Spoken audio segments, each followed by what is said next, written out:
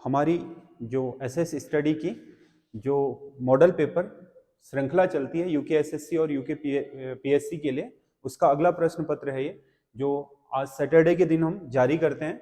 लेकिन आज हम इस पेपर को यहाँ वीडियो बनाने से पहले हम इसका पीडीएफ अपने टेलीग्राम चैनल पर डाल रहे हैं। टेलीग्राम चैनल से आप इस पेपर को सॉल्व करिएगा और उसके बाद मिलान करने के लिए आप इस वीडियो को देख सकते हैं। जहां जरूरत है वहां मैं आंसर तो इसके बताऊंगा ही, जहां जरूरत है एक्सप्लेन करने की वहां एक्सप्लेन भी करूंगा। तो इसका पीडीएफ हमारे जो संजय देव क्लासेस करके आपकी टेलीग्राम चैनल है उससे आप प्राप्त कर सकते हैं पीडीएफ। इस पीडीएफ को करने के बाद आप इसमें से इसका आंसर की मिलान और उसके साथ साथ आपके कुछ चीजों को समझाना जहां पर जरूरी है वहां पर समझ भी सकते हैं। तो शुरू कर रहे हैं। वैसा ही है जो यूकेएसएससी यूके पीएससी का पैटर्न है उत्तराखंड के लिए। तो उसमें आपके सामान्य हिंदी है पहले 20 नंबर की। तो इसमें पहला क्वेश्चन है, प्रश्न 1, व्यक्तिगत शैली में लिखे जाने वाले शासकीय पत्रों को क्या कहा जाता है? तो इनमें से कौन सा वह पत्र है जो व्यक्तिगत शैली में लिखा जाता है? जैसे कोई कार्यालय आदेश होता है तो कार्यालय आदेश के लिए सीधे सीधे यह है कि कार्यालय आदेश हमेशा औपचारिक भाषा में होगा, जो सरकारी शब्दावली है प्रशासनिक उसी में होगा, कार्यालय ज्ञापन भी उसी में होगा और शासनादेश भी उसी में होगा। अर्धशासकीय पत्र जो एक किसी कार्यालय का जो विभागाध्यक्ष है वो दूसरे समकक्ष विभागाध्यक्ष को अपने सरकारी कामों के लिए कोई अगर पत्र लिखता है तो उसे बोलते हैं अर्ध सरकारी पत्र। ये व्यक्तिगत शैली में लिखे जा सकते हैं, इनमें औपचारिकता की आवश्यकता नहीं होती, इसीलिए इसका सही आंसर होगा सी, अर्धशासकीय पत्र।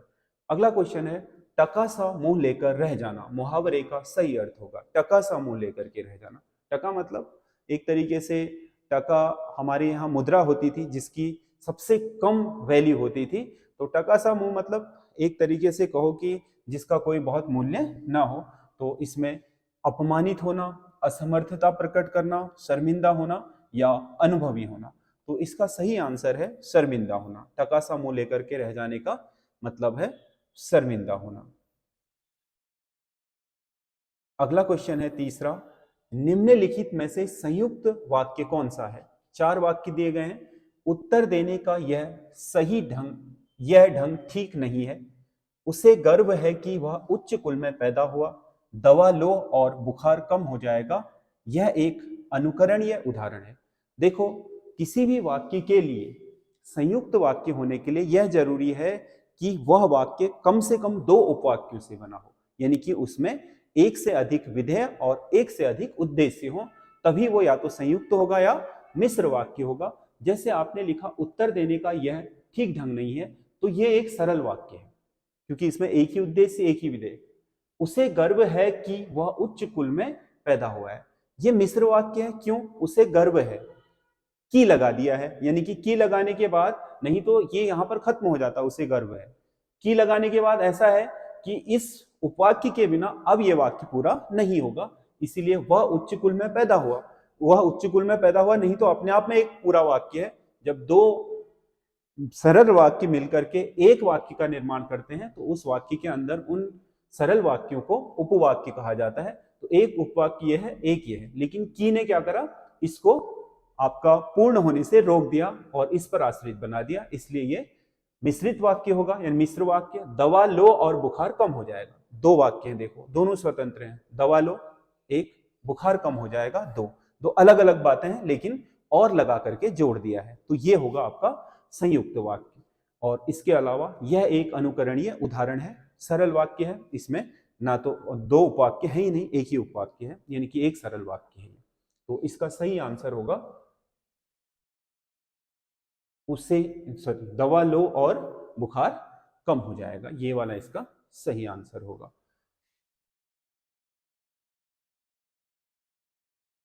अगला क्वेश्चन है, सत्याग्रह शब्द में समास होगा। सत्याग्रह शब्द में समास होगा। सत्याग्रह, सत्याग्रह समास को अगर हम तोड़ें तो इसका मतलब होगा सत्य के लिए आग्रह।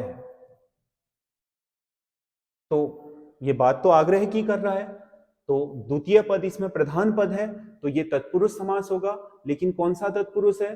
के लिए। के लिए किसमें आता है? के लिए आता है आपका संप्रदान में, क्योंकि जो आपके तत्पुरुष समास है, अगर हम पहले कर्ता को छोड़ दें और अंतिम अधिकरण को छोड़ दें, तो 20 के जो 6 आपके कारक होते हैं, उन कारक चिन्हों के जो भी आपके बीच में आएगा तत्पुरुष उसी से होगा। मान लो इसमें को आता तो वो कर्म हो जाता, से आता तो करण का हो जाता, या अलग होने के लिए से आता तो अपादान का हो जाता। अगला, प्रत्युपकार शब्द में कौन सी संधि होगी? कौन सी संधि होगी? प्रत्यधन उपकार, प्रतिधन उपकार, प्रतिधन उपकार और प्रतिधन उपकार। प्रत्युपकार ये शब्द बना है प्रतिधन उपकार से। इसका सही इसलिए क्योंकि देखो इसका अंत हुआ है ती यानी कि छोटी ई में, और इसका हुआ है ओ में। तो जब किसी पद का पहले पद का अंत उ, ई या री में हो और उसके बाद दूसरे पद का आरंभ किसी अन्य स्वर में हो, तो ई का आपका य और उ का व हो जाता है। तो इसमें अगर हम ई और उ को मिलेंगे तो ये हो जाएगा यू। क्योंकि ती से ई की मात्रा हट गई है तो ये रह जाएगा आधा, और यू ऐसे, बाकी संधि में कोई फर्क नहीं पड़ता है, तो ये हो जाएगा प्रत्युपकार। तो इसका सही आंसर होगा ये। अगला, मनोरम शब्द में कौन सी संधि होगी? मनोरम शब्द में कौन सी? विसर्ग संधि, गुण संधि, यण संधि या फिर व्यंजन संधि। मनोरम शब्द में कौन सी संधि होगी ये पूछ रहा है। तो मनोरम शब्द में संधि होगी आपकी विसर्ग संधि, क्योंकि ये शब्द बनेगा मनः धन रम। विसर्ग संधि में एक नियम होता है कि विसर्ग से पहले अ हो और विसर्ग के बाद कोई भी अंत्यस्थ व्यंजन आए, य, र, ल या व, कोई भी इनमें से, तो ये जो विसर्ग होता है ये ओ की मात्रा में बदल जाता है। तो इसमें मन और ये आपका ओ में बदल जाएगा, तो ये हो जाएगा मनोरम। तो ये संधि हो जाएगी विसर्ग। ये संधि हो जाएगी विसर्ग। अगला क्वेश्चन है, किस शब्द में कृत प्रत्यय है? कृत प्रत्यय मतलब ऐसा प्रत्यय शब्द, ऐसा शब्द जो किसी संधि शब्द के पीछे प्रत्यय लगने के कारण हुआ, मतलब आपके किसी क्रिया शब्द के, सॉरी, किसी क्रिया शब्द के पीछे लगने के कारण हुआ।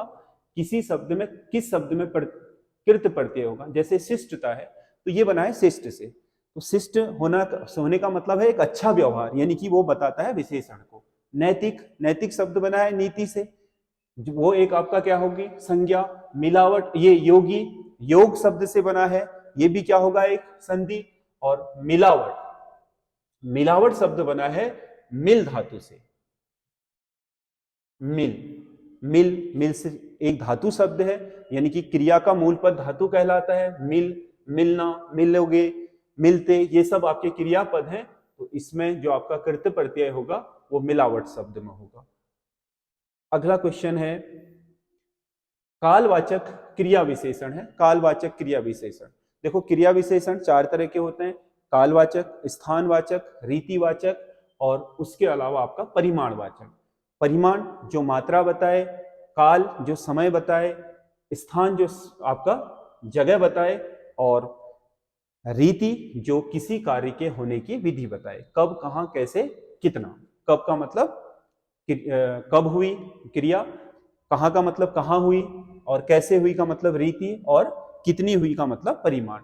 तो अब क्या बता रहा है? इसमें समय बता रहा है, तो कालवाचक क्रिया विशेषण होगा ये अब में। कालवाचक, किसी वाक्य में कृतवाच्य का प्रयोग हुआ है।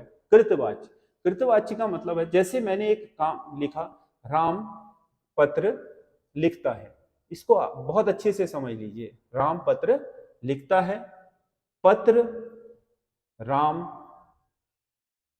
द्वारा लिखा गया है या जाता है। अब ये बताओ, ऊपर वाले सब जो वाक्य है, इसमें बात पत्र की हो रही है या राम की? डेफिनेटली राम की। राम क्या काम कर रहा है? पत्र लिख रहा है। नीचे वाले में राम की बात नहीं हो रही है बल्कि पत्र की बात हो रही है। तो यहां राम होता है कर्ता और यहां पत्र है इसमें कर्म। तो यहां देखो राम की बात कर रहा है यानी कि कर्ता की बात करता है तो कर्तृवाच्य, और यदि इसमें कर्म की बात करता है पत्र, ये वाला वाक्य होता तो ये क्या हो जाता, आपका कर्मवाच्य हो जाता। जब कर्म की प्रधानता हो वाक्य में तो कर्मवाच्य, और कर्ता की वाक्य प्रधानता हो तो आपका कर्तृवाच्य हो जाता है। तो इसमें ममता पुस्तक पढ़ती है, किसकी बात हो रही है, ममता की। ममता पुस्तक पढ़ती है, ये करता है, इसी की बात हो रही है, पुस्तक की नहीं। पुस्तक ममता द्वारा पढ़ी जाती कहता तो वो आपका क्या हो जाता, आपके कर्मवाच्य हो जाता। तो इसमें ये सही होगा। अगला क्वेश्चन है,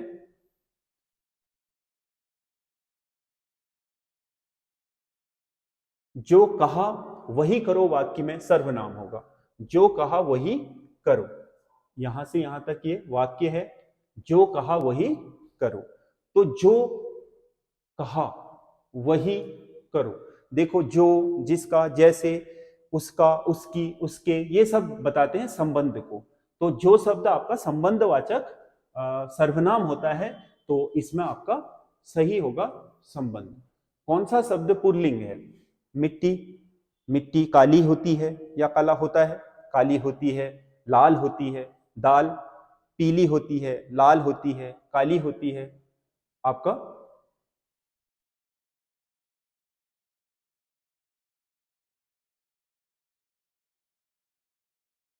चांदी शब्द है। यहां पर चांदी धातु होती है या होता है, धातु, चांदी सफेद धातु होती है। और घी, घी तरल होता है, यानी कि इसमें क्या आया, होता, और सब में क्या आ रहा है, ती है, इसमें क्या आ रहा है, ता है। वाक्य में प्रयोग से ही पता चल रहा है कि घी इसमें पुल्लिंग है। पेट की अग्नि, पेट की अग्नि को क्या बोलते हैं, दावा अग्नि, बड़वा अग्नि, जठरा अग्नि या मंदा अग्नि। तो जठरा अग्नि, जठर मतलब पेट को हम जठर बोलते हैं। जठर जो हमारा अमाशय है उसे जठर भी बोला जाता है संस्कृत में, तो उसका मतलब है जठराग्नि, पेट की अग्नि को। बाकी दावा अग्नि तो दावानल आप जंगल की आग को, बड़वा अग्नि आपके जल की आग को, मंदा अग्नि समुद्र में लगने वाली आग को कहा जाता है। कौन सा, कौन सा शब्द, ये कौन सा शब्द रंग का अर्थ नहीं है, यानी कि आपका आनंद, विलास, राग और भाग्य। आनंद का कौन सा शब्द रंग का अर्थ नहीं है, रंग, आनंद को भी बोलते हैं रंग, विलास को भी रंग बोलते हैं, राग को भी रंग बोलते हैं, भाग्य को रंग नहीं बोला जाता है। तो इसका मतलब इसका आंसर ये वाला सही है, भाग्य। कौन सा वाला, भाग्य वाला। अगला झनकृत का विलोम अर्थक शब्द होगा। झनकृत का मतलब किसी चीज की आवाज होना या झनकार होना उसकी। तो हलचल तो ठीक ही है, शोर उसका ठीक ही है, अशांति भी ठीक ही है। निशब्द, निशब्द का मतलब शांति है। झनकृत का मतलब जहां पर कुछ ना कुछ बजा हो या संगीत हो तो उसका निशब्द होगा, क्योंकि निशब्द का मतलब क्या होता है, शांत रहना। कौन सा शब्द सरस्वती का पर्याय नहीं है, वीणा पाणी, महाश्वेता, पद्मा और भारती। देखो इसमें वीणा पाणी तो होता ही है, उसके अलावा वीणा लिए हैं हाथों में, पाणी का मतलब हाथ, महाश्वेता, उन्हें महाश्वेता भी कहा जाता है, भारती भी है, लेकिन पद्मा नहीं है। पद्मा एक्चुअल में लक्ष्मी का पर्यायवाची होता है। अगला तत्सम शब्द बताइए। तत्सम जो संस्कृत का है, साक्षी, सावन, सगुन, सत्सई। सावन का जो तत्सम होता है वो होता है श्रावण, शकुन का शकुन होता है, और सत्सई का सप्त सती होता है। तो इसका मतलब कौन सा है, साक्षी, बिल्कुल सही है इसमें। अगला क्वेश्चन है,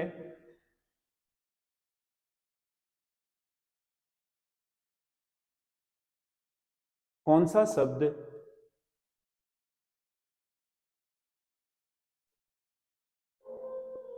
कौन सा शब्द योग रूढ़ है, कौन सा शब्द योग रूढ़ है। ठीक है, रेलगाड़ी, देखो यौगिक शब्द तो है, लेकिन क्योंकि जो शब्द दो शब्दों से मिलकर के बनते हैं उन्हें यौगिक बोलते हैं। यौगिक तो है लेकिन रूढ़ नहीं है। घुड़सवार, घोड़े पर सवार, ये भी दो शब्दों से बना है, यौगिक है। हथकड़ी, हाथ के लिए कड़ी, ये भी दो शब्दों से बना है, यौगिक है। लंबोदर, लंबा उदर, ये भी दो शब्दों से बना है, यौगिक है।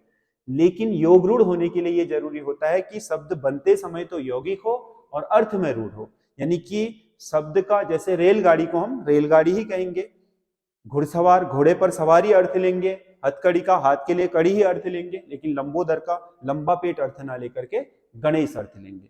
यानी कि बनते समय क्या हो, यौगिक हो और अर्थ में रूढ़ हो जाए, उसे हम योग रूढ़ बोलते हैं। तो इसका सही आंसर लंबोदर शब्द होगा। सूरदास किसके समकालीन थे? सूरदास का मुख्य जो पीरियड है वो कौन सा है? हुमायूं, सिकंदर लोदी, जहांगीर या फिर बाबर? सूरदास जहांगीर के समकालीन थे, मुगल बादशाह जहांगीर। वोल्गा से गंगा तक किसकी रचना है? वोल्गा से गंगा तक राहुल सांकृत्यायन, इनका यात्रा वृत्तांत है। राहुल सांकृत्यायन का वोल्गा से गंगा तक। अगला है निज भाषा उन्नति, निज भाषा उन्नति अहे सब उन्नति को मूल, उक्त पंक्ति किसकी है? भारतेंदु हरिश्चंद्र ने कहा है ये पंक्तियां। ठीक है, ये 20 क्वेश्चन है, इनके आंसर हैं ये। आप पीडीएफ से क्वेश्चन को करने के बाद यहां से इसका मिलान कर सकते हैं। अगला हमारा पैरा है, जो भाग है वो है भारत का जो सामान्य अध्ययन है उसका। किस बौद्ध ग्रंथ में संघ के नियमों का वर्णन है? बौद्ध ग्रंथ में संघ के नियम, संघ मतलब बौद्ध संघ में प्रवेश करना, मतलब जो बौद्ध भिक्षु बौद्ध विहारों में रहते हैं या जो आपका बौद्ध धर्म में दीक्षा ग्रहण करने के बाद सन्यासी हो जाते हैं, संघ में प्रवेश कर जाते हैं, तो उनके लिए क्या नियम होना चाहिए? तो देखो, विनय पिटक, विनय का मतलब ही क्या है? नियम है। यानी कि विनय मतलब आचरण से है कि एक बौद्ध भिक्षु का आचरण कैसा होना चाहिए, इसके लिए सब लिखा हुआ है विनय पिटक में। बाकी अभिधम्म पिटक तो इसका क्या है, आपका जो नियम है वो उससे जुड़ा हुआ है। आप बौद्ध धर्म के जो आपके महत्वपूर्ण चीजें हैं उनसे जुड़ा है। और सुत्त पिटक बौद्ध धर्म का पूरा सार संग्रह है, इसीलिए इसे इंसाइक्लोपीडिया ऑफ बौद्ध धर्म भी कहा जाता है। अभिधम्म पिटक उस सार संग्रह के जो आपके महत्वपूर्ण आदर्श हैं उनकी बात करता है। विनय पिटक आपके बौद्ध धर्म में जो भी प्रवेश करेगा, जो भिक्षु होगा, उसके लिए बौद्ध संघ के नियमों का वर्णन करता है। तो इसका सही आंसर होगा विनय पिटक। इसका सही आंसर होगा विनय पिटक। बौद्ध संघ के नियम विनय पिटक में है। अगला, मध्यकालीन यादव सम्राटों की राजधानी क्या थी? मध्यकालीन यादव सम्राट, वारंगल, कल्याणी, देवगिरी या द्वारसमुद्र? यादव सम्राटों की मध्यकालीन राजधानी थी देवगिरी। देवगिरी जो महाराष्ट्र में था, बाद में आपका देवगिरी पर हमला करके आपके जो अलाउद्दीन खिलजी है उसने जीत लिया था। बाद में मोहम्मद बिन तुगलक ने एक बार राजधानी परिवर्तन का जो आपका निर्णय लिया था वो देवगिरी को ही लिया था। अगला क्वेश्चन है, हम्पी किस नदी के तट पर स्थित है? हम्पी जो विजयनगर साम्राज्य की राजधानी रही और उनका सांस्कृतिक केंद्र है हम्पी। हम्पी तुंगभद्रा नदी के तट पर है। हम्पी तुंगभद्रा नदी के तट पर है। अगला, रानी लक्ष्मीबाई को अंतिम रूप से किसने पराजित किया था? रानी लक्ष्मीबाई 1857 की क्रांति में किस अंग्रेज अधिकारी ने इसे पराजित किया? तो यह आपका ह्यूरोज था। ह्यूरोज द्वारा पराजित की गई थी। ह्यूरोज, इसने ही झांसी का विद्रोह दबाया था।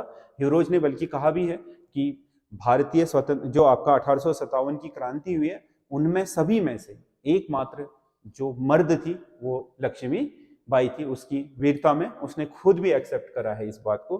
तो ह्यूरोज है।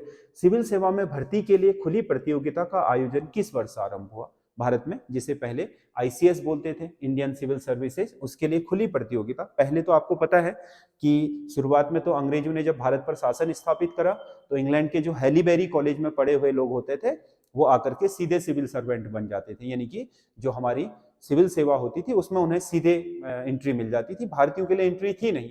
तो उसके बाद भारतीयों ने जब मांग करी तो 1853 में इस प्रतियोगिता को खुली प्रतियोगिता बना दिया गया, 1853 के चार्टर में। उसके बाद लंदन में ये परीक्षा आयोजित होती रही। 1922 तक लंदन में ही होती थी प्रतिवर्ष, और उसके बाद फिर इलाहाबाद में होनी शुरू हो गई। तो 1853 इसका सही आंसर है। अगला,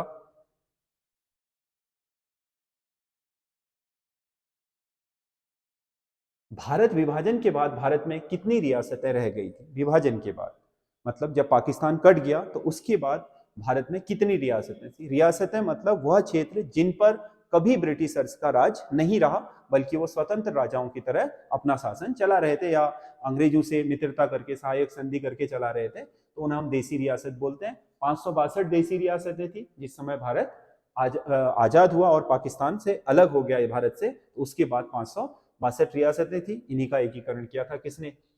सरदार वल्लभ भाई पटेल और महाराजा पटियाला ने।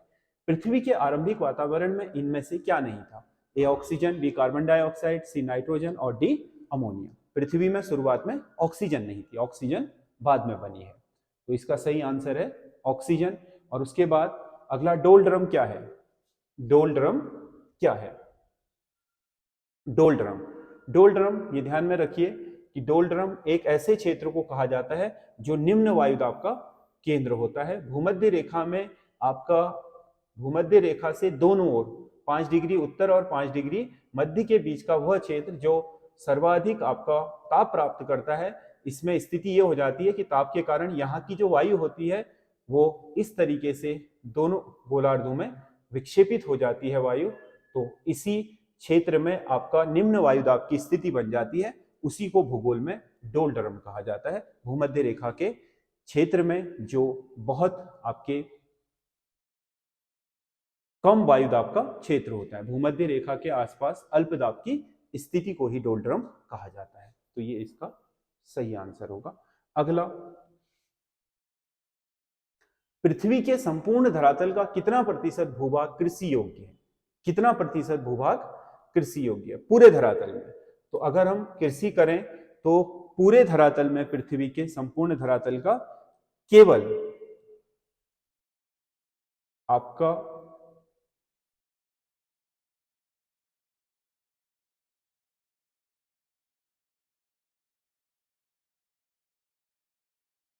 केवल 11% भाग ही ऐसा है जो कृषि योग्य है।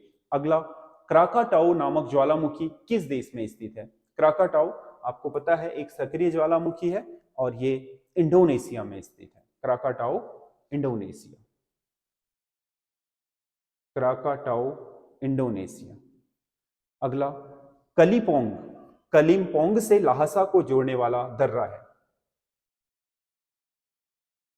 कलिम्पोंग से लहासा को जोड़ने वाला दर्रा है जो नॉर्थ ईस्ट है।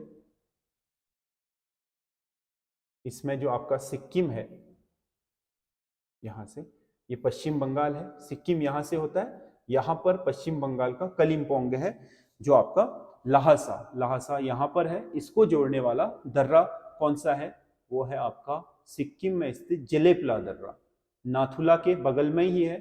ये सीधे आपके कलिम्पोंग, जो आपका सिलीगुड़ी है वहां से कलिम्पोंग और आपके सिक्किम होते हुए इस जेलेपला दर्रे से आपका तिब्बत के लहासा तक जाया जा सकता है। तो इसका सही आंसर जेलेपला दर्रा होगा। अगला, नर्मदा नदी का उद्गम होता है। नर्मदा नदी का उद्गम आपका अमरकंटक की पहाड़ियों से होता है। नर्मदा और आपका सोन दो नदियां हैं जो अमरकंटक से निकलती हैं। मन्नार की खाड़ी भारत में अलग करती है। मन्नार की खाड़ी, ये जो क्षेत्र है इसे बोलते हैं मन्नार की खाड़ी। ये मन्नार की खाड़ी अलग करेगी आपके श्रीलंका और भारत को, भारत से श्रीलंका को अलग करेगी। तो इसका सही आंसर ये है, श्रीलंका। अगला क्वेश्चन है, केंद्रीय सिस्मोलॉजिकल ऑब्जर्वेटरी कहाँ स्थित है?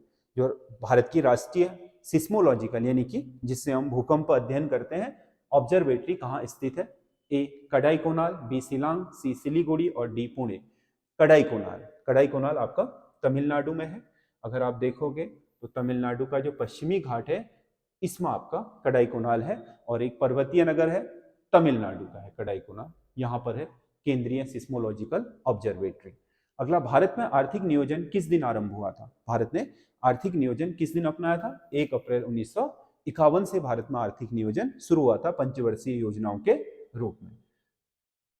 अगला क्वेश्चन है, भारत में समन्वित ग्रामीण विकास कार्यक्रम किस वर्ष आरंभ हुआ था? इंटीग्रेटेड रूरल डेवलपमेंट प्रोग्राम बोलते हैं इसको। यह आपका 1980 में आया था। समन्वित ग्रामीण विकास कार्यक्रम आया था 1980 में। अगला, करेंसी एंड फाइनेंस पर वार्षिक रिपोर्ट कौन तैयार करता है? ये आपके 4 ऑप्शन दिए गए हैं। करेंसी एंड फाइनेंस पर वार्षिक रिपोर्ट कौन तैयार करता है? ए योजना आयोग, बी आरबीआई, सी एनएसएसओ नेशनल सर्वे सैंपल ऑर्गेनाइजेशन है जो सीएसओ जो सेंट्रल स्टैटिस्टिक्स ऑर्गेनाइजेशन है। इनमें से कौन आपका करेंसी एंड फाइनेंस पर वार्षिक रिपोर्ट तैयार करता है? भारत की मुद्रा और मुद्रा से जुड़ी हुई समस्त जो आपके चीजें हैं उस पर आप निसंदेह आरबीआई के साथ जा सकते हैं, क्योंकि भारत की मौद्रिक नीति और उससे संबंधित सभी पहलुओं पर रिपोर्ट तैयार करना आरबीआई का काम है। अगला, भारतीय संविधान की संघीय व्यवस्था ली गई है। संघीय व्यवस्था भारत राज्यों का संघ होगा, ये आपका कनाडा से लिया गया है, कनाडा के संविधान से। निम्नलिखित में से कौन सा कथन सत्य है? 8वीं अनुसूची में 24 भाषाएं हैं, नहीं है, 22 ही आपको पता है। 8वीं अनुसूची संविधान में आरंभ से नहीं थी, बिल्कुल थी, 8 ही थी शुरुआत में, 1 से लेकर 8 तक। 12वीं अनुसूची का संबंध दल बदल से है, नहीं है। 12वीं अनुसूची आपका नगरीय निकायों से संबंधित है, दल बदल 10वीं है। 11वीं अनुसूची पंचायती राज से संबंधित है, ये बिल्कुल सही है। 11वीं अनुसूची 74वें संविधान संशोधन द्वारा जोड़ी गई थी, जो पंचायती राज से संबंधित है। अगला क्वेश्चन है, अब तक कितनी बार राष्ट्रीय आपातकाल कितनी बार घोषित किया जा चुका है? राष्ट्रीय आपातकाल कितनी बार घोषित किया जा चुका है?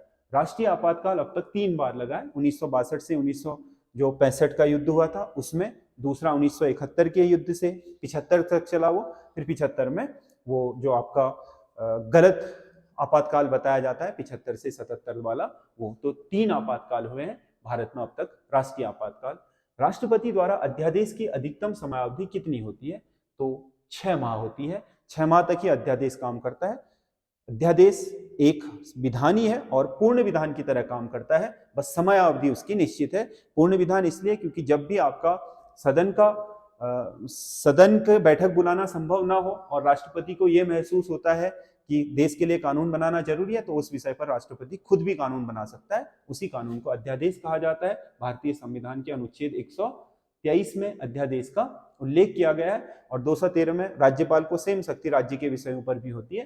तो जो आपका राष्ट्रपति अध्यादेश जारी करता है, ये अध्यादेश जारी करने की जो शक्ति है इसकी, वो 6 माह तक, मतलब अध्यादेश जारी करने से 6 माह तक ये कानून प्रभावी रहता है और उसके बाद वो स्वयं समाप्त हो जाता है। या 6 माह से पहले सदन की बैठक बुलाना आपका पॉसिबल हो गया हो, संभावित हो गया हो, तो संभव हो गया हो, तो ऐसी स्थिति में वो उस बैठक में इस विधान को पास करा करके आगे ले भी जा सकता है, लेकिन संसद की जो दोनों सदन है उनकी अनुमति लेना अनिवार्य, उनके द्वारा पास करना अनिवार्य, तभी आगे चलेगा, नहीं तो वहीं पर खत्म हो जाएगा।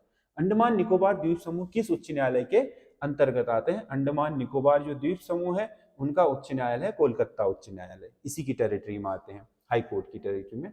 अगला क्वेश्चन है, केल्विन मान में मानव शरीर का तापमान कितना होता है? केल्विन, देखो केल्विन जो पैमाना है वो आपके, इसमें भी 100 ही खाने होते हैं, 273 से लेकर के 373 तक, यानी कि जो आपका सेंटीग्रेड पैमाना है उसके 1 के बराबर इसका 273 है, इसके 100 के बराबर, यानी कि इसका हिमांक 273 है और इसका कथनांक 373 है। जैसे इसका 1 और 100 होता है, तो ये मान के चलिएगा कि इसका 1 बराबर इसका भी 1 होता है। तो अगर इसका 37 है तो इसके 273 में इसका 37 जोड़ दोगे तो ये आएगा 0, 7, 3, 10, 1, 11, यानी कि 310 केल्विन। केल्विन में सिंपल सी गणना है ये, इसमें कोई लॉजिक नहीं है, समझ गया ना, सीधा सीधा है। यहाँ भी ये इसका आपका यहाँ से 273 से 373 जाता है, 100 खाना है, इसमें 1 से 100 तक जाता है, 100 खाना है, यानी कि इसका 1 खाना इसके 1 खाने के बराबर है, इसका 273 इसके 1 बराबर है, यानी कि मानव शरीर का तापमान सेल्सियस में 37 होता है, तो इसमें 37 प्लस कर लो, आ जाएगा 310। दांत के जो डॉक्टर होता है उसका दर्पण कैसा होता है? दांत के डॉक्टर का दर्पण, जो दंत चिकित्सक होता है, नाक कान गले का और दांतों का जो चिकित्सक होता है, उसका जो दर्पण होता है वो हमेशा होगा आपका अवतल, क्योंकि अवतल दर्पण एक ऐसा दर्पण है जो छोटी चीज को बड़ा करके दिखा सकता है। उत्तल दर्पण बड़ी चीज को छोटा करेगा। जैसे आप गाड़ी के आगे के शीशे को देखोगे तो वो पीछे के बहुत बड़े ऑब्जेक्ट को एक छोटे से क्षेत्र में समेट करके दिखा देगा। दांत का डॉक्टर ऐसे शीशा ले तो आपका इतना छोटा दांत इतना बड़ा दिखेगा, उसमें छोटी से छोटी खामी भी पकड़ में आ जाएगी। इसीलिए अवतल दर्पण का ही प्रयोग किया जाता है। जो दांत का डॉक्टर होता है या नाक कान गले का जो डॉक्टर होता है उसका दर्पण हमेशा अवतल दर्पण होता है, ये ध्यान रखिएगा। अगला क्वेश्चन है, पिक्सल की वह संख्या जिसे डिस्प्ले स्क्रीन समायोजित कर सकती है उन्हें क्या कहा जाता है? कंप्यूटर का क्वेश्चन है। पिक्सल की वह संख्या जिसे डिस्प्ले स्क्रीन समायोजित कर सकती है, डॉट पिच, रिजोल्यूशन, साइज या एस्पेक्ट रेशियो। तो इसमें रिजोल्यूशन बोला जाता है। रिजोल्यूशन का मतलब होता है डॉट पर इंच, एक इंच में कितने अधिक से अधिक तक डॉट समा सकते हैं, समायोजित हो सकते हैं, वो आपका उसका रिजोल्यूशन कहलाता है। जितने एक इंच में जितने अधिक डॉट होंगे रिजोल्यूशन उतना ज्यादा होगा। आप उसे स्क्रीन को फैलाओगे भी तो वो फटेगी भी नहीं। इसीलिए जिसका रिजोल्यूशन जितना ज्यादा होगा इसका मतलब यह है कि उसमें उतने ही पर इंच डॉट की संख्या अधिक है। इससे आपका HD जो आप 4K आजकल यूज कर रहे हो वो आपके इसी से, जिसका आपका क्या रिजोल्यूशन जितना ज्यादा होगा, जैसे HD बोलते हैं 1080 को, तो इसका मतलब यह है कि ये आपका डॉट पर इंच 1080 है, यानी कि इसका क्या है, ये रिजोल्यूशन है। जो आपका इससे ज्यादा रिजोल्यूशन के वीडियो होंगे उनमें एक डॉट पर इंच में इससे भी अधिक डॉट होंगे, यानी कि उन्हें और भी स्पष्ट देख सकते हैं, जिन्हें हम आजकल अल्ट्रा HD बोल रहे हैं। निम्नलिखित में से कौन सी विशेषता कंप्यूटर माउस से संबंधित है? प्रिंटिंग डिवाइस है? नहीं, प्रिंट नहीं करती। आउटपुट डिवाइस है? नहीं, इनपुट होती है। पॉइंटिंग डिवाइस है? बिल्कुल सही है, क्योंकि ये क्या होती है, पॉइंटिंग डिवाइस। हम माउस से किसी भी जगह को पॉइंट में ले जा सकते हैं, पॉइंट कर सकते हैं, ये आपका सही होगा। मेमोरी डिवाइस तो नहीं होती। कौन सी एक कंप्यूटर शब्दावली निम्न में से असंगत है, मतलब इनमें से मेल नहीं करती है? फर्मवेयर, रोम, हार्ड डिस्क या मुख्य मेमोरी। देखो, रोम, हार्ड डिस्क और मुख्य मेमोरी ये तीन मेमोरी से बिलोंग करते हैं। फर्मवेयर क्या है, एक आपका फर्मवेयर एक तरीके से कंप्यूटर का बग है, वायरस है जो कंप्यूटर को दूषित करता है, या उसमें स्थित आपके एक तरीके से हम कह सकते हैं कि जो आपके कंप्यूटर को दूषित करने वाले सॉफ्टवेयर हैं वो होता है फर्मवेयर। अगला, कौन सा एक ऑपरेटिंग सिस्टम है? Operating system, system software, utility software, application software, ERP software. तो सिस्टम सॉफ्टवेयर ही ऑपरेटिंग सॉफ्टवेयर होता है, यूटिलिटी तो अलग प्रकार के हैं और आपका एप्लीकेशन भी अलग प्रकार के। एप्लीकेशन सॉफ्टवेयर उन सॉफ्टवेयरों को कहते हैं जो आपके क्या किसी कार्य विशेष के लिए बनाए जाते हैं। जैसे आपने टैली बना दिया, टैली का काम क्या है, अकाउंटिंग करना, तो वो उसके लिए है। आपने कोई पेंटिंग करने के लिए सॉफ्टवेयर बनाया या किसी अन्य काम के लिए सॉफ्टवेयर बनाया, तो स्पेशली किसी काम विशेष के लिए जो सॉफ्टवेयर वो एप्लीकेशन है। यूटिलिटी सॉफ्टवेयर जो सपोर्ट करने वाले सॉफ्टवेयर होते हैं, जैसे आपके एंटीवायरस हैं, वो यूटिलिटी के अंतर्गत हैं। सिस्टम सॉफ्टवेयर जैसे विंडोज है, विंडोज एक सिस्टम सॉफ्टवेयर है जो पूरे कंप्यूटर को ऑपरेट करेगा, उसी में सब चीजें संचालित होंगी, तो सिस्टम सॉफ्टवेयर है। ये कंप्यूटर के क्वेश्चन थे। जल बजट अपनाने वाला देश का पहला राज्य है, जल बजट, जिसने जल का बजट जारी किया है पहली बार, वो है केरल।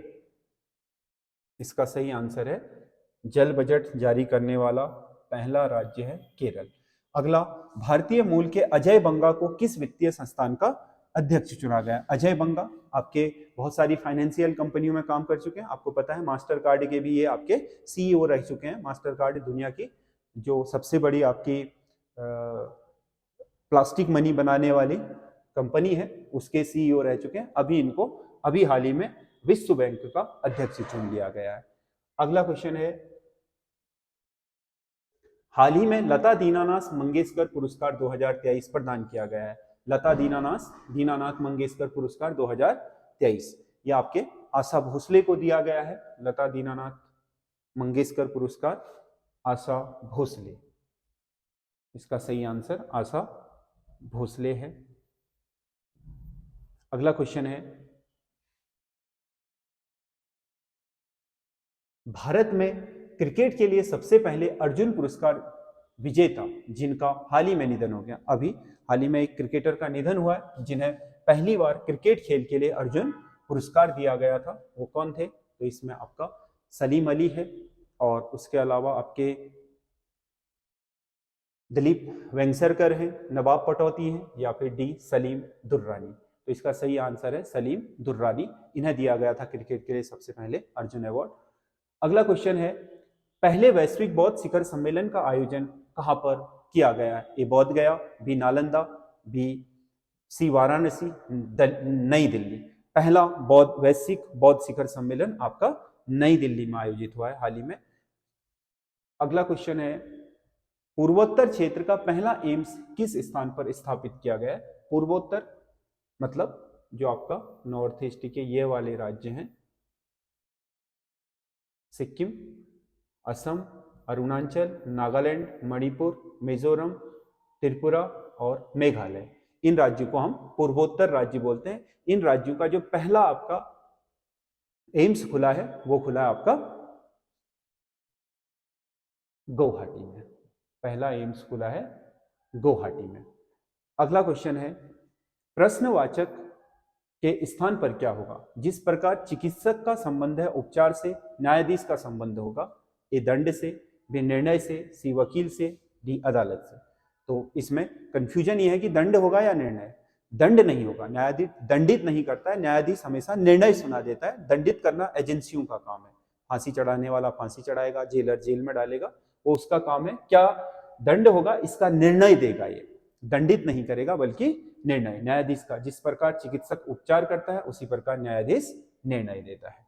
अगला क्वेश्चन है, ABCD अनुपात WXYZ है, तो EFGH का मीनिंग क्या होगा? इसका कोडिंग डिकोडिंग का है, थोड़ा इसको देख लीजिएगा। ABCDEFGHIJKLMNOPQRSTUVWXY और Z। तो इसमें ये मिलते हुए दिख रहे हैं आपको, देखो, यानी कि ए को क्या लिखा है? Z लिखा है, बी को Y लिखा है, सी को X लिखा है और डी को W लिखा है। पीछे की ओर से शुरू कर रहा है, तो ई का हम भी पीछे की ओर से शुरू करते हैं। ई का अपोजिट क्या है? V है। F का अपोजिट क्या होता है? U होता है।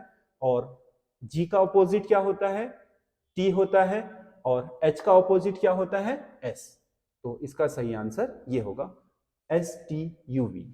ये अगला श्रृंखला 15, 31, 64, 31 में अगला पद क्या होगा? 15 श्रृंखला क्या बनी है? देखो, 15 गुणा 2 धन 1 बराबर 15 दूना 30, 1 31, 31 गुणा 2 धन 2 बराबर 64, 31 दूना 62, 2 64। फिर 64 गुणा क्या कर रखा है इसने? 2 धन 3, 64 दूना 128 धन 3 बराबर 131। अब क्या होगा? 131 गुणा 2 धन 4, 131 दूना 262, 2 इसमें 4 जुड़ेगा तो ये होगा 266। तो इसका सही आंसर ए होगा। अगला क्वेश्चन है, वह छोटी से छोटी संख्या क्या होगी जिसे 6709 में जोड़ने पर योगफल 9 से विभक्त हो जाए? ठीक है, यानी कि इनमें से कौन सी संख्या ऐसी है जो इसमें जोड़ दे तो ये पूर्ण विभक्त हो जाए? तो देख लेते हैं कितना शॉर्ट हो रहा है, उतना हम जोड़ लेंगे। कितना कम पड़ रहा है? देखो 6 7 9 में अगर हम भाग देंगे किसका? 9 का, तो 9 सत्ते 63, बचे कितने? 4, 0 उतार दी, 9 और चक्को 36, बचे कितने? 4, 0 उतार 4 उतार दिया और 9 उतार लिया, तो 9 पंजे 45, कितने बचे? 4। यानी कि इस संख्या में जो पूर्ण भाग जाना, पूर्ण 9 से कटना है वो है 67, 0 9 माइनस 4, यानी कि ये संख्या 9 से पूर्णतः विभक्त है।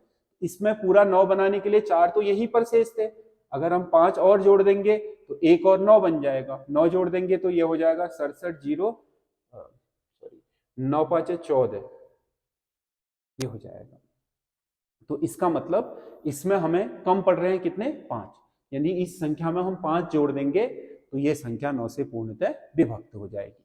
30% व 20% दो क्रमिक बट्टों की तुलना में एक बट्टा होगा। बट्टे का मतलब छूट होता है, यानी कि जो आप लिखे रहते हो कहीं पर लिखा रहता है ना कि कहीं शोरूमों में आपने देखा होगा कि कोई चीज जैसे 500 रुपए की है, ऐसे लिखा रहता है सेल, ऐसा लिखे रहेगा 80 + 20। तो आप सोचेंगे कि 80 + 20 तो 100 हो गया, 100 नहीं होगा, समझ रहे हो? क्योंकि पहले 80, जैसे 100 में से 100 का 80% निकाल लोगे तो कितना बचा? 20। अब 20 का 20% निकालोगे तो कितना बता? 20 का 20% कितना? 4। तो इसका मतलब आपको कितना? 16% में खरीदना है, यानी कि 16 रुपए में मिल जाएगी, फ्री में नहीं मिलेगी। तो इसका मतलब यह है कि अगर हम 30% और 20% के दो समतुल्य बट्टे ले तो क्या निकल करके आएगा? देखो, मान लो कोई चीज है 100 रुपए की, कितने की है? 100। पहले उसमें से घटाएंगे हम 30%, तो 100 का 30% 30 ही होगा, तो 100 में से 30 घट गया तो ये बचा 70। अब 30%, अब 70 में से कितना प्रतिशत घटाएंगे हम? 20%। तो 70 का 20% कितना हुआ? 0 से 0, 7 दूना 14। तो ये छूट, अगर हम 70 में से 14 घटा देंगे तो ये बचेगा 56। यानी कि कोई चीज हमें 100 रुपए की है और दो क्रमिक बट्टे दिए जाए 30% और 20% के, तो वो हमें मिलेगी 56 की। यानी कि हमें छूट मिली 44 रुपए की। कितने रुपए में मिली थी? 100 रुपए में। तो इसका मतलब यह है कि 30 और 20% के बराबर एक समतुल्य बट्टा होगा 44%। 50 नहीं होगा, 30 और 20 जुड़ेंगे नहीं, पहले 30 फिर 30 के बाद 20। चलो, ये रीजनिंग खत्म हो गया। अगला है लोकतंत्र की नींव का पहला पत्थर है व्यक्ति की गरिमा, व्यक्ति की स्वातंत्र्य, सी समता और डी जनता में विश्वास। लोकतंत्र की नींव का पत्थर, देखो किसी भी लोकतंत्र की नींव हमेशा व्यक्ति की गरिमा पर निर्भर करता है, ये ध्यान में रखिएगा, ये बहुत इंपॉर्टेंट प्रश्न है। अगला क्वेश्चन, अगला जो पार्ट है वो है उत्तराखंड। तो उत्तराखंड में पहला क्वेश्चन है, फतेह शाह कर्ण ग्रंथ की रचना किसने की थी? ए रतन कवि, बी भरत कवि, सी जटाशंकर, डी खेतराम। फतेह शाह कर्ण ग्रंथ की रचना की थी जटाशंकर ने, जटाशंकर द्वारा की गई थी। जटाशंकर फतेह शाह को आपके गढ़वाल में नवरत्न रखने वाला शासक कहा जाता है। उनके नवरत्नों में से एक थे जटाशंकर। इनका जो फतेह शाह कर्ण ग्रंथ है वो देवप्रयाग की वेधशाला में रखा हुआ अभी तक। तो इसका सही आंसर ये है। गोरखा काल में फौजदार और सूबेदार से लिया जाने वाला कर था। देखो ये जो कर शब्दावली है इसको थोड़ा ध्यान रखिएगा। जो आपका पगरी है, पगरी अगर कोई अपनी जमीन किसी को हस्तांतरित कर रहा है तो उस पर लगने वाला कर था। दोनिया, दोनिया विशेष कर था जो पशु चारकों से लिया जाता था चरागाहों में चराने के बदले, और मांगा हर एक युवा से लिया जाता था, युवक से लगने वाला कर। तिमारी होता था गोरखा काल में फौजदार और सूबेदार। 4 आना आपके फौजदार से और 2 आना सूबेदार से क्या करते थे? आपके उनको ये कर जमा करना होता था अपनी सैलरी में से, फौजदार को अपनी सैलरी में से और सूबेदार को अगली में से, उसे बोलते थे तिमारी। तो इसका सही आंसर तिमारी होगा। अगला क्वेश्चन है, नैनीताल को पर्यटन नगरी के रूप में विकसित करने का प्रयास सर्वप्रथम किस कुमाऊं कमिश्नर ने किया था? नैनीताल राजधानी किसने बनाया नहीं, किसने स्थापित नहीं करा, ये नहीं पूछ रहा है, बल्कि इसको प्रश्न को पढ़ लीजिएगा। नैनीताल को पर्यटन नगरी के रूप में विकसित करने का प्रयास सर्वप्रथम किस कुमाऊं, पर्यटन नगरी के रूप में उभारने का प्रयास किसने करा? तो इसका सही आंसर है बैटन। बैटन ने सबसे पहले इसे पर्यटन नगरी के रूप में बसाने का प्रयास किया था, बैटन। अगला क्वेश्चन है, सुदर्शन शाह द्वारा रचित सभासार ग्रंथ कितने खंडों में विभाजित है? सभासार एक बहुत महत्वपूर्ण ग्रंथ है जिसमें पवार वंश के कई सारी चीजों का आपका ऐतिहासिक विवरण मिलता है। तो ये आपका 7 खंडों में विभाजित है सभासार। कुमाऊं परिषद के पहले अधिवेशन की अध्यक्षता किसने की थी? कुमाऊं परिषद का पहला अधिवेशन 1916 में स्थापित हुआ था। 17 में पहला अधिवेशन अल्मोड़ा में हुआ था। तो इसकी अध्यक्षता जयदत्त जोशी, जो रिटायर्ड डिप्टी कलेक्टर थे, उन्होंने की थी, जयदत्त जोशी। इसका सही आंसर है जयदत्त जोशी। उत्तराखंड का पहला विधानसभा सत्र किस दिन आरंभ हुआ? उत्तराखंड का पहला विधानसभा सत्र, उत्तराखंड राज्य गठन 9 नवंबर 2000 को हुआ और 9 जनवरी 2001, ये 2 हो गया है,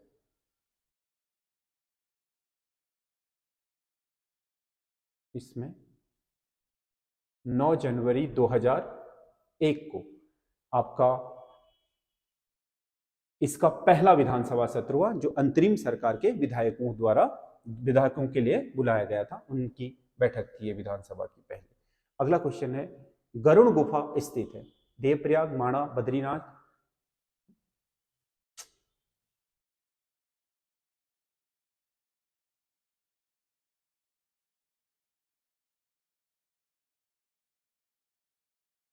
बद्रीनाथ। जो आपका गरुड़ गुफा है वो पंच गुफाओं में से एक है, जिसमें से 3 आपको पता है बद्रीनाथ में है, 2 आपके माणा में है। तो जो आपका गरुड़ गुफा है वो व्यास गुफा, स्कंद गुफा, गरुड़ गुफा और गणेश गुफा, इसमें से गणेश और व्यास वाली तो आपके ऊपर जो माणा है 3 किलोमीटर ऊपर, वहां पर है, जहां पर कहा जाता है कि वेदों की रचना हुई थी। बाकी आपका जो राम गुफा है, गरुड़ गुफा है, ठीक है, वो आपके बद्रीनाथ में मंदिर के समीप ही। अगला, यशोधर बेंजवाल व राजेश रावत की मृत्यु उत्तराखंड पृथक राज्य आंदोलन की किस घटना में हुई थी? ये 2 लोग हैं, यशोधर बेंजवाल और राजेश रावत। इनकी मृत्यु हुई थी श्रीनगर श्रीयंत्र टापू पर।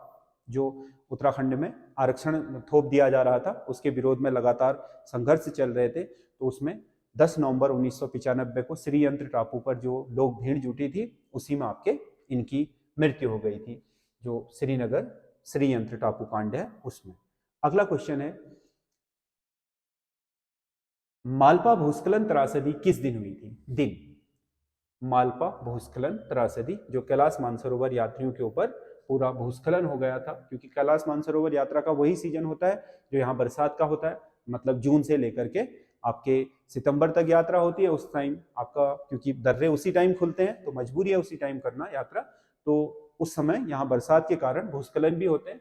तो 17 अगस्त 1998 को भूस्खलन आ गया था, जिसमें 160 यात्रियों का दल आपके दब गया था। दूसरे दिन आपके जो राहत और बचाव अभियान चलाने वाले आईटीबीपी के जवान थे, उनके ऊपर भी हो गया, उसमें भी कई लोगों की मृत्यु हो गई थी। बदाणी ताल किस जिले में स्थित है? बदाणी ताल आपको रुद्रप्रयाग जिले में है। अगला क्वेश्चन है, रूपकुंड किस बुग्याल के पास है? रूपकुंड बेदनी बुग्याल, रूपकुंड बेदनी बुग्याल। उत्तराखंड की किस जड़ी बूटी को दारू हरिद्रा भी कहा जाता है? किस जड़ी बूटी को दारू हरिद्रा भी कहा जाता है? उत्तराखंड की किस जड़ी बूटी को दारू हरिद्रा, किलमोड़ा को बोलते हैं, जिसका उपयोग मुख्य रूप से पीलिया के इलाज में किया जाता है। किलमोड़ा इसका सही आंसर है। अगला, देहरादून के कोलागढ़ वन अनुसंधानशाला की स्थापना किस वर्ष हुई है? कोलागढ़ जो आपका एफआरआई के बगल में ही है, उसमें वन अनुसंधानशाला की स्थापना 1929 में हुई थी। रक्षा सूत्र आंदोलन किस स्थान पर हुआ था? रक्षा सूत्र आंदोलन किस स्थान पर हुआ था? रक्षा सूत्र आंदोलन भिलंगना घाटी में हुआ था। जब आपके टिहरी बांध बन रहा था, तो उसके जो भिलंगना घाटी में जलभराव क्षेत्र था, नीचे के पेड़ों को तो काटना ही था, इसमें घाटी के ऊपर के गांव के पेड़ों को भी काटा जा रहा था। तो यहाँ की घाटी के जो आपके ग्रामीण थे, उन्होंने सुरेश भाई के नेतृत्व में पेड़ों पर रक्षा धागा बांध करके उसकी रक्षा करने का संकल्प लिया था। उसी को रक्षा सूत्र आंदोलन बोलते हैं। 90 के दशक का एक फेमस आपका वन एवं पर्यावरण आंदोलन है। गोविंद वन्य जीव विहार कितने वर्ग किलोमीटर क्षेत्रफल पर फैला है? गोविंद वन्य जीव विहार उत्तराखंड का पहला वन्य जीव विहार है, 1955 में स्थापित हुआ था। इसका जो क्षेत्रफल है वो 485 वर्ग किलोमीटर है। अगर एग्जैक्टली आएगा तो 485.89 वर्ग किलोमीटर है। तो इसका सी आंसर, इसका सी उत्तर सही है। इसका आंसर सी होगा, 485 वर्ग किलोमीटर। जोड़ मेले का आयोजन किस स्थान पर होता है? जोड़ मेला ये सिखों का एक प्रसिद्ध मेला है, जो चंपावत जिले में स्थित रीठा साहिब गुरुद्वारे में होता है। तो इसका सही आंसर रीठा साहिब है। अगला क्वेश्चन है,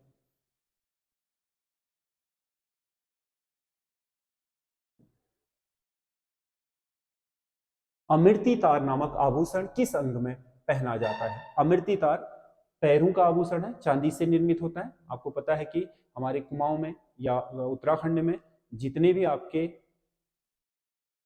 आभूषण है उनमें पैरों में पहने जाने वाले आभूषण सब आपके चांदी के होते हैं। अगला, वर्ष 2011 की जनगणना के अनुसार राज्य के कितने जिलों की आबादी लगभग 10 लाख से अधिक है? 3 जिलों की 10 लाख से ऊपर। आपका देहरादून सबसे ज्यादा हरिद्वार की है, फिर देहरादून की है, फिर आपका उधम सिंह नगर की है। नैनीताल की 10 लाख के करीब है, आपके 9 लाख कुछ फिगर में है। तो 3 जिले ही इसमें है। भेड़ पालक जौनसारियों का त्योहार है। स्पेशली जौनसार भाबर में जो त्योहार भेड़ पालकों द्वारा बनाया जाता है कौन सा है? इसका सही आंसर है, इसका सही आंसर है ए जागड़ा, बी मछमौड़, सी नुणाई या बिस्सू। तो इनका जो सही आंसर है वो है नुणाई। नुणाई त्योहार आपका भेड़ पालकों का, यानी कि जौनसार भाबर के जो ऊंचाई पर रहने वाले पशुपालक हैं उनका त्योहार है। अगला, उत्तराखंड की कौन सी जनजाति पतवार राजपूतों से संबंधित है? अपने वंशज पतवार राजपूतों को जो बताती है वह आपका बोक्सा जनजाति, बोक्सा जनजाति।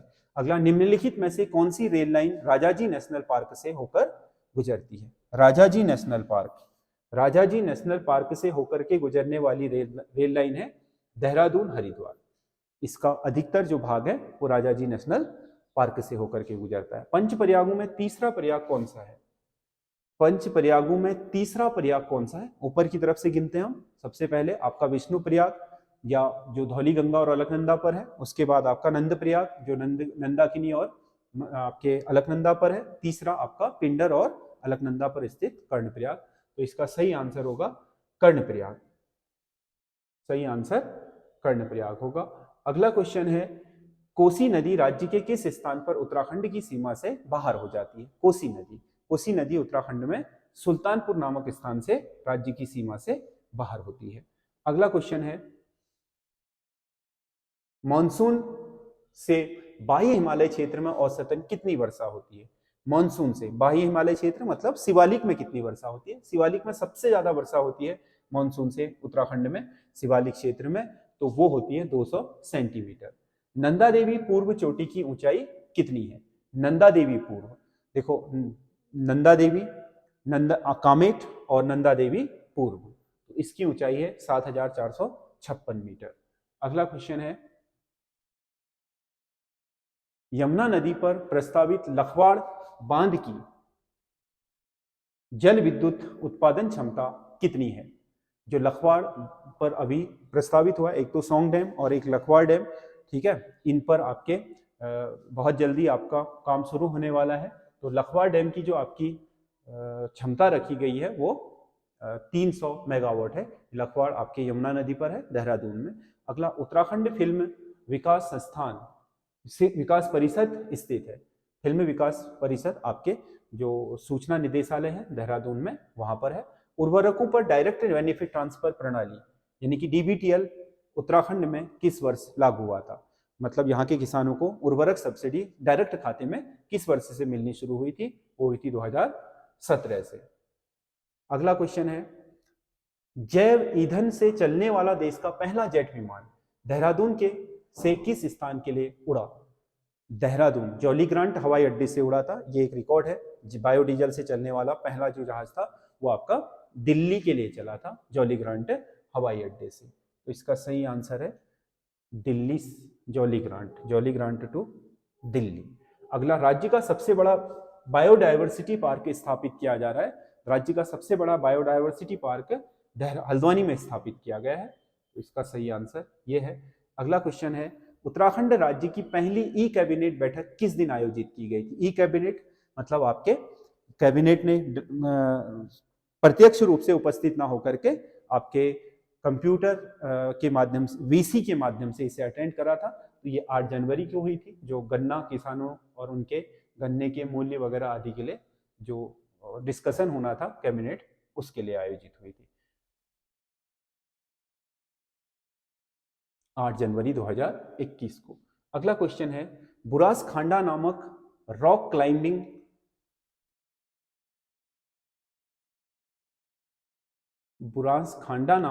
क्लाइंबिंग स्थल है टिहरी में। बुरास खांडा रॉक क्लाइंबिंग जो स्थल है साहसिक पर्यटन के लिए, वो आपका टिहरी में स्थित है। अगला, रुड़की सैन्य छावनी की स्थापना किस वर्ष हुई थी? रुड़की सैन्य छावनी 1853 में बसी है। ये आपके बहुत पुरानी सैन्य छावनी है। ये सोच लो कि आप जो उत्तराखंड में अल्मोड़ा छावनी है उसके बाद इसी छावनी को बसाया गया था। अगला, कुमाऊं हिमालय टेम्पटेशन नामक पिक्टोरियल बुक के लेखक हैं। पिक्टोरियल बुक मतलब एल्बम है ये पिक्चर सहित। ये आपके अनूप शाह की है। नैनीताल के बहुत जाने माने आपके अनूप शाह फोटोग्राफर रहे हैं, तो उनकी आपकी पुस्तक है ये हिमालयन टेम्पटेशन।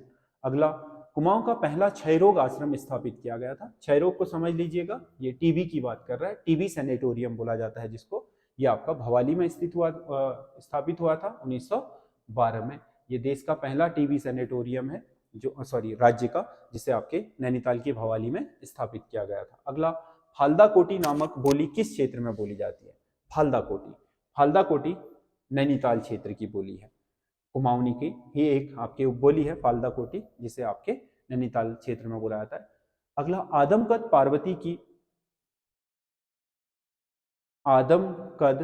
पार्वती की मूर्ति किस मंदिर में स्थापित है? आदमकद मतलब वही 5-6 फीट के साइज के आकार की। तो आदमकद बहुत पुरानी आपकी मूर्ति है उत्तराखंड में। ये आपके बैजनाथ में है आदमकद पार्वती की मूर्ति। अगला, 84 कुटिया नामक ध्यान केंद्र स्थित है। 84 कुटिया नामक ध्यान केंद्र स्थित है नरेंद्र नगर, हरिद्वार, ऋषिकेश या देवप्रयाग। 84 कुटिया एक महत्वपूर्ण ध्यान केंद्र है जो आपका ऋषिकेश में स्थित है। उत्तराखंड राज्य की पहली पर्यटन नीति किस दिन घोषित हुई थी? पहली पर्यटन नीति राज्य की, यह आपके 26 अप्रैल 2001 में 26 अप्रैल 2001 को घोषित हुई थी। अगला, राज्य में चाय की कृषि आरंभ करने का श्रेय दिया जाता है, तो ये आपका बिशप हैबर है, इन्होंने ही शुरू की थी और बाद में रायले ने इसे बहुत अच्छे से डेवलप किया था। तो ये 100 क्वेश्चन है, 100 के मैंने आंसर भी दे दिए हैं। और जिन लोगों को इस आपके जो प्रश्न पत्र है उसका सोल्यूशन है, उसके अलावा प्रश्न पत्र की पीडीएफ चाहिए, तो वो संजय देव आपका नाम से जो मेरा संजय देव क्लासेस नाम से टेलीग्राम है, बल्कि हमारे चैनल में आपका इसका लिंक दिया गया है डिस्क्रिप्शन में, वहां से आप उसमें जा सकते हैं। पीडीएफ से आप इसको सॉल्व कर लें, यहाँ से इसका मिलान कर लें।